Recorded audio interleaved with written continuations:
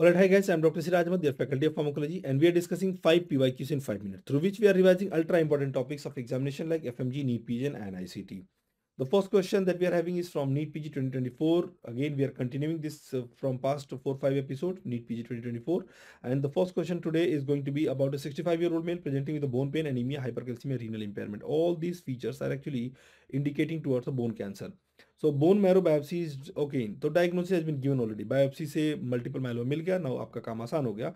The patient is started on treatment regimen, and which of the following treatment most likely causing reactivation of herpes zoster? Okay, among the given choices, remember the one that can cause reactivation of herpes zoster is going to be bortezomib. Bortezomib, remember guys, it is one of the proteasome inhibitor. And how do I ask you to remember that? Remember bortezomib के नाम में zomib word है, zombie.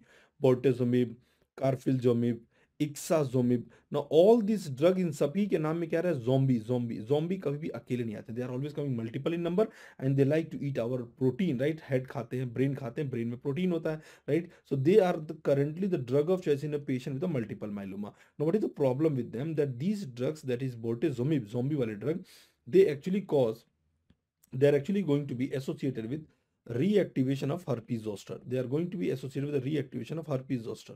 And to prevent this herpes zoster reactivation as a prophylactic therapy, it is always recommended to add acyclovir 400 milligram on the daily basis. Acyclovir 400 milligram on the daily basis पे इसको add करना है आपको, regardless of whether the patient is having herpes or not. No, prophylactically add कर रहे हैं तो हम वेट नहीं करेंगे. Lenalidomide, thalidomide group का ड्रग है. Can we use? Yes, they are going to be associated with the peripheral neuropathy, GI related side effect, nausea, vomiting, constipation, right? दाराटुमैब और एक और है ईसाटुक्सिमब. इसके बारे में मैं क्लास में बार बार बोलता हूँ कि दारा और Isha. Dara Singh was the wrestler. He fell in love with someone by the name of Isha at the age group of 38. So they are actually anti-CD38 monoclonal antibody. anti-CD38 और ये दोनों मिल करके सभी की या अपने दुश्मनों की हड्डियां तोड़ते थे. So can we use them in the management of multiple myeloma? Yes, तो मल्टीपल माइलोमा में यूज कर सकते हैं. एंड दे आर 38 के एज पे मिले थे, रिमेंबर, दारा और Isha. Melphalan can be utilized in multiple myeloma. Yes, it can be utilized in multiple myeloma. They do not cause reactivation. They are one of the cell cycle non-specific group में कौन से group से आते हैं? They are one of the alkylating agent. They are one of the alkylating agent drug. That is multiple myeloma के लिए Melphalan can be used, yes, but they do not cause reactivation. तो हमने जो 4-5 topic इसके around discuss किया, that could be the potential MCQ for your upcoming examination. SNRI used for ADHD. Now SNRI that is used for ADHD, serotonin noradrenaline reuptake inhibitor. This serotonin noradrenaline reuptake inhibitor, remember guys, it is going to increase the level of serotonin. It is going to increase the level of serotonin, and it is also going to increase the level of noradrenaline. Serotonin noradrenaline reuptake inhibitor. So इनमें से कौन सा इकलौता drug है जो serotonin noradrenaline reuptake inhibitor? That is going to be atomoxetine. Modafinil is one of the CNS stimulant. It can be utilized for the treatment of narcolepsy. It can be utilized for the treatment of narcolepsy. Narcolepsy के लिए preferred है. Guaifenesin. Guaifenesin कैसे drug है? They are mainly going to thin down the mucus secretion. They are actually one of the expectorant, cough expectorant. So this cough expectorant is going to be utilized in the patient with the productive cough. Productive cough में use करेंगे. Methylphenidate, now this is considered the drug of choice in ADHD. This is one of the CNS stimulant. When this question was asked, many student marked methylphenidate, but remember the question is not what is the drug of choice in methylphenidate और which drug can be used. The question is asking which SNRI can be used. So SNRI methylphenidate can be used. It's a drug of choice but it's not an SNRI. वो आपको ध्यान रखना है, ठीक है. It's a CNS stimulant that can be utilized. Okay. Which of the following growth hormone analog used in the management of HIV associated lipodystrophy? Growth hormone analog. So tesamorelin is the drug here that is going to be one of the GHRH analog. This is one of the GHRH analog. They can be utilized for the management of the growth hormone lipodystrophy, and they can also be utilized.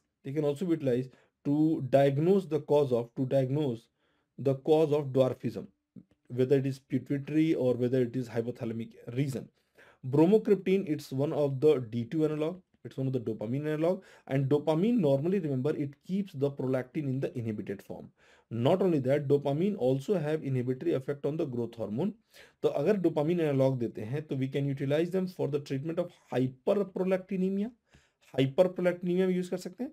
We can also utilize them for the treatment of acromegaly, acromegaly के management में भी also we can utilize them. So bromocriptine is one of the D2 analog that can be utilize in many condition, just two of them I have mentioned here, because one of the recent study also say that can also be utilized for the treatment of diabetes mellitus. They have shown to increase the insulin sensitivity, because recent studies are saying that deficiency of dopamine could be the cause of insulin resistance. So that is how they have postulated this, and it's one of the FDA approved uses. Diabetes is one of the FDA approved uses. Remember, micasermin, remember guys, it's one of the recombinant insulin like growth factor 1। तो insulin like growth factor 1 मतलब क्या हुआ, ये growth hormone के जैसा काम करेगा। Growth hormone के जैसा है तो it can be mainly utilize used in the treatment of dwarfism, या कहीं पे भी ग्रोथ हार्मोन की अगर रिप्लेनिशमेंट करना है, if the growth hormone receptor is resistant, अगर ग्रोथ हार्मोन काम नहीं करता है, in that case scenario you can utilize mecasermin. Mecasermin is one of the IGF-1 analog. तो IGF-1 ग्रोथ हार्मोन के जैसा ही काम करता है, right. Octreotide, lanreotide, paclitaxel. This is one of the different group of drug. This is one of the somatostatin analog. It's one of the somatostatin analog, and somatostatin का दूसरा नाम होता है ग्रोथ हार्मोन इनहिबिटरी हार्मोन। तो growth hormone inhibitory hormone इसी का दूसरा नाम होता है। So this is going to utilize again for the treatment of acromegaly. It's the utilize for the treatment of acromegaly. There are many other use, है ना, जैसे कि आप इसको कार्सिनोइड सिंड्रोम में यूज कर सकते हैं, because they are having anti secretory property. VI पोमा में यूज कर सकते हैं इसको, आप इसोफेजियल वेरिशियल ब्लीड में यूज कर सकते हैं। In many other condition we can utilize oesophageal variceal bleed may be also we can utilize them. Okay, remember that the correct answer for here is going to be A, that is tesamorelin. A patient is on MAO inhibitor. He was started on sertraline. ठीक है, sertraline is one of the SSRI, selective serotonin reuptake inhibitor. तो selective serotonin reuptake inhibitor they are going to get metabolize by MAO monoamine oxidase, लेकिन वो पहले से MAO inhibitor ले रहा है, so there will be increase in the level of serotonin. So the patient is having tremor, diarrhoea, agitation. So mainly increase in the level of serotonin का मतलब क्या हुआ, they are talking about serotonin syndrome. Serotonin syndrome में usually there is nausea, vomiting, agitation, ये सारे symptom हमने discuss किया already. SSRI के साइड इफेक्ट को मैंने बताया हूं आपको। SSRI के साइड इफेक्ट मैंने बताया, SSRI that is serotonin syndrome, sexual dysfunction, restlessness, insomnia, right. So serotonin syndrome में आपको tremor, nausea, vomiting, diarrhoea, agitation, headache, ये सारे साइड इफेक्ट मिलते हैं। So which of the following the drug of choice. So cyproheptadine, remember it's one of the antihistaminic drug with anti-serotonergic property. So they have antihistaminic with anti-serotonergic property, that is going to be cyproheptadine. They are also utilized an appetite stimulant। Appetite stimulant के form में भी इसको हम utilize करते हैं off लेवल, not an FDA approved drug, but off level it is going to utilize an appetite stimulant. Flumazenil, it's one of the antidote for benzodiazepine। Benzodiazepine का antidote होता है फ्लूमेजेनिल। और naloxone is one of the opioid का antidote. Leucovorin का दूसरा नाम होता है folinic acid, they are also known as your folinic acid. इसको कहाँ पे ऐड करते हैं, ये भी क्वेश्चन पूछा हुआ है कि फोलिनिक एसिड या ल्यूकोवरिन कहाँ ऐड करेंगे। So they are added in the methotrexate to prevent the methotrexate toxicity, या कहीं पे भी जो डाइहाइड्रोफोलिक रिडक्टेज को इनहिबिट करने वाले ड्रग हैं उनमें हम यूज करते हैं ल्यूकोवरिन, या दूसरा नाम होता है folinic acid, right. So the correct answer for this one is cyproheptadine. A pregnant female at 36 week gestation with history of prosthetic heart valve, okay, prosthetic heart valve पहले से ही है, is currently taking warfarin.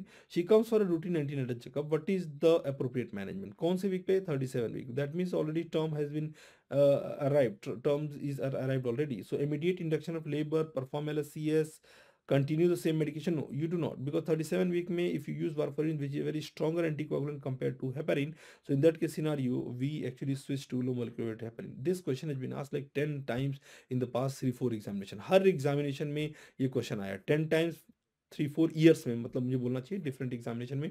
NICT में भी same question, FMG में भी same question, and NEET PG में भी same question. I have discuss this in previous episode that first 1 to 12 weeks हम हमेशा यूज करते हैं low molecular weight heparin,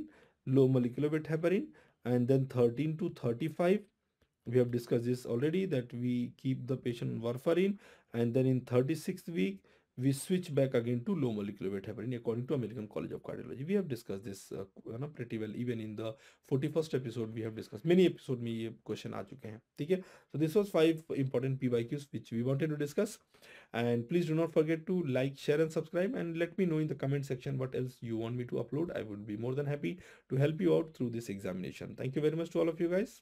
Keep sharing, and I'll see you in my next episode.